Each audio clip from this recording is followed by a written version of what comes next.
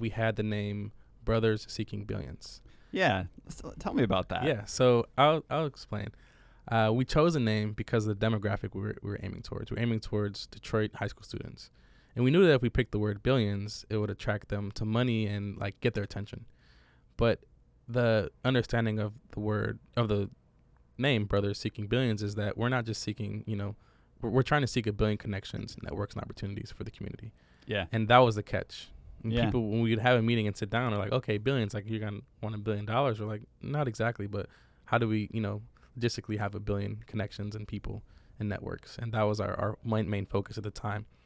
We started BSB September 28th, 2016. So we're coming up on the 5-year anniversary. Yeah. We realized that we came to college not just behind academically, but behind an untaught pre-career skills. We didn't understand the importance of like owning a suit or tie, building a resume, navigating career fair. We, in our community, maybe at the dinner table, we might have overheard our parents saying, the debit card went over the limit, or there's a fee associated with that. We didn't really understand the process of ownership, having credit, and how important that was. So we took it amongst ourselves to teach ourselves. And we reached out to older students at the time, upperclassmen, one by the name of Kenny Johnson. Now he works on Wall Street at Blackstone, a big private equity group. But Kenny taught us not to be afraid, in a sense of, let's share amongst ourselves, our elevator pitches on the spot. Huh. Boom, give me your elevator pitch. Right now, we're just walking down the hall, or maybe we're walking to a tailgate. Elevator pitch. Put it on me. Tell me about yourself. And realizing that, not to be afraid of where we come from or our experiences. And I remember that we came up with this idea, and we picked, our first logo was Mansa Musa, who was at time one of the richest, wealthiest people in the world. But what we realized in researching him was that how he spread education and knowledge through tons of parts of Africa, and how his existence is still around and known for wealth, but I think the more deeper understanding is it's known for sharing knowledge and building universities and building schools along the way as he gave money away. And so I was like, wow, if this one person can have such a big impact and sit on something, like I might not be sitting on a gold mine, but I think my experiences are as equivalent, and not just mine, but all those around me are as equivalent to gold and wealth. And so with that, we realized, okay, how do we share this knowledge and experiences that we've acquired and seen on the university campus? And we were like, okay, it's time to give back. And we saw that once you get to Michigan, you're pretty much set, in a sense of like, once you're here, you're good to go. You're good to rock and roll. Right. And you go to a career fair, they're more than likely going to pick you over the other candidate, which is just kind of the way of politics and higher education. So we decided to focus our shift on K through 12. And with this change, we decided to come more of like a reframing, and decided to change the name, keeping the acronym BSB, but making it Building Successful Bridges. I remember we had a meeting, and we used to meet like in random classrooms in Angel Hall. At the time, you were able to like kind of pick the lock with your M card and go into the classrooms. At that time, we didn't know the real ways into getting into I thought you were going to say we could reserve it with our M card. No, we're going to use this. We're going to use this as a lockpick. So, I mean, the custodians, they all knew us. We would always be in Angel Hall. The custodians were like, how did they get in here? Well, the door was unlocked. I remember they changed all the locks, I think for all the buildings. But so we would have meetings in there after all of us were done with class. It would be late. And I remember Devin, one of the co-founders, there's 10 of us. With the group still, there's 3 of us that are like on the main team, Kingsley and Darrell. But everyone still has a big role in a sense of like they're still there within our own community and group space. Remember Devin Harris, we were in a meeting trying to figure out how we're going to name this new org. And he was like, building successful bridges. He just blurted it out. And we're like, what did you just say? And from that point forward, we're like, beautiful. That's the word. That's the name we're going to go with.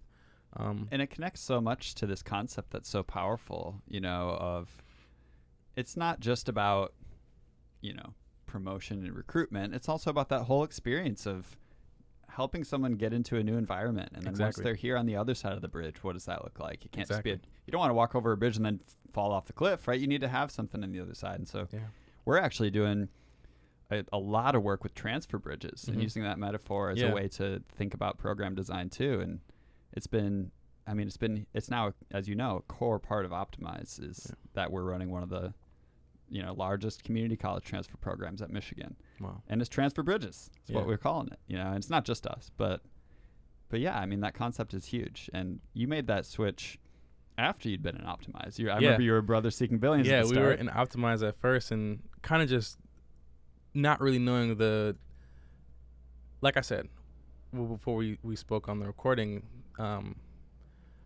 BSB turned into an idea, into reality. I never knew the impact that BSB could make, on and or off the campus, because we just had an idea of how do we give back to the community that we just left from. How do we reach back and pick up the person that's, next to come? And with that being said, we saw the importance of BSB and the importance of having representation in the classroom, the importance of exposing students to things that they have not been exposed to. So with newly being established, and when we were in the cohort of optiMize, and we won the challenge, one of 35 teams to be out of 300 plus student organizations on campus to be awarded. We won a $9,000 grant, and this helped us towards hosting high school students in Metro Detroit area on campus and expose them to necessary collegiate resources. And I remember right after that, BSB just took off. We were in a meeting. We just went to so many events. I can't even really explain, but we were at a big meeting in Detroit, and this guy who started a program in Sacramento called Improve Your Tomorrow flew us out to California, where we shared a story and facilitated a workshop about imposter syndrome. And we met with over 100 11th and 12th graders from across the Sacramento area high schools at Sacramento State University. And I remember just talking to these students and letting them know that, don't be afraid of where you come from. Don't be afraid to share your story. And I saw how important it was to be able to represent, the minority population in a classroom space or in a learning space. Because right now, if you look at statistics and research, roughly 70 to 80% of teachers are white Christian women. Less than 2% of those are black males. Wow. Yeah. That's incredible when you think about the diversity of the country. Yeah. It is. And even just state by state. And in a sense of, let's not try to reinvent the classroom and reinvent the teaching workforce, but how do we find advocates that are for the community and put them in these spaces? Because my main goal is to make learning subconscious. How to make learning engaging and fun. If I were to tell a group of 8th graders right now, we're going to go on a Fortnite trip. You guys can travel the world playing Fortnite. Or we tell them in the middle of class, hey, here goes a PS5, play Fortnite. I'm pretty sure more than half the class is going to want to engage and jump on that. But I want to find a way to say, hey, we're bringing in 10 students from universities across the state, and they're going to share something with you guys. And I want them to learn so much because I want them to see themselves in these students, as well as being exposed to new ideas, to new technology, new ways of approaching the classroom. And with that, I remember we established partnerships with the University of Michigan College of Engineering and Texas Instruments with BSB. And we hosted a STEM workshop session for 80 plus students from the Mary Grove High School students. So thus stretching students' basic understanding of coding with Texas Instruments, rovers, and calculators. I remember meeting with these newly incoming high school students and asking them, how many of you guys have ever worked, on a project like this and learned about engineering? None of them have. And I was like, wow, this one session with these students could have helped propel anyone in this class to look more into engineering and look more into that. And, it's almost like the optiMize catchphrase, illuminate possibility. Yeah. I feel like which the mug I'm drinking out of may or may not have. Yeah, the mug, it's kind of just looking right there at me. But yeah, we all saw how important that was to be an advocate for our community. And that's one thing I believe that teachers, it's important to have black teachers or just black advocates because there's someone that can advocate for the students. Right. And it's not that, as you said, a white Christian woman as a teacher can't be an amazing ally and partner in that work, right? But there's something different for a black high school student to see you or someone in BSB. Such close proximity to their age too. We're not that far removed in age difference. Yeah. And I'm guessing a lot of teachers, regardless of their race or identity, understand that, right? So you I'm guessing many of the schools that you partnered with, you were going into classrooms that were led by white Christian women, right? And that doesn't necessarily have to be a conflict, right? Yeah, it doesn't.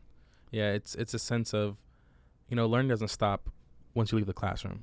And I think a lot of parents and students kind of think that once you leave out of a classroom, education and learning stops, but it continues, and it's more important, especially in the summertime.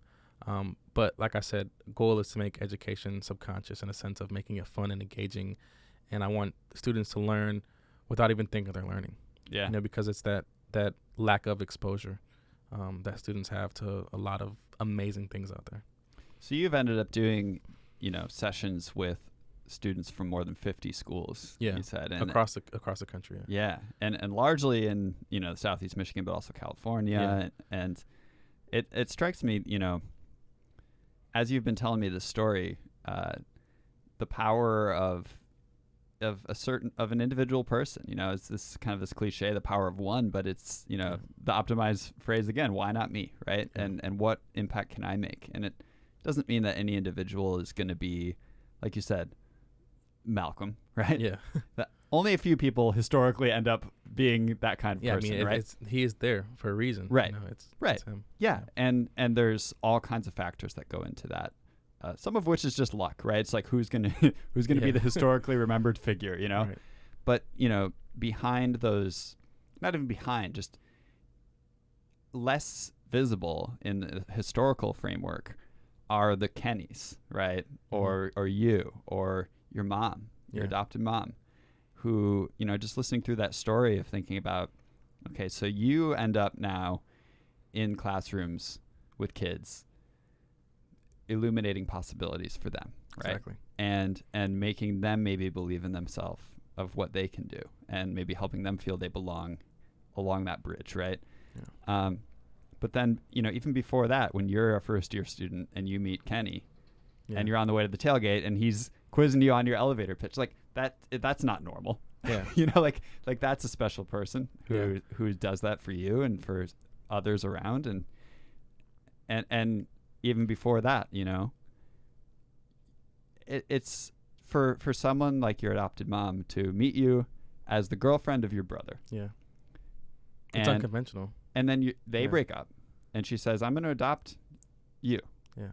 That's incredible, right? And she might not go down in history, but all of these things are people along the way who then make it possible for you to inspire a kid in a classroom who might have never thought that they could go to college. Exactly.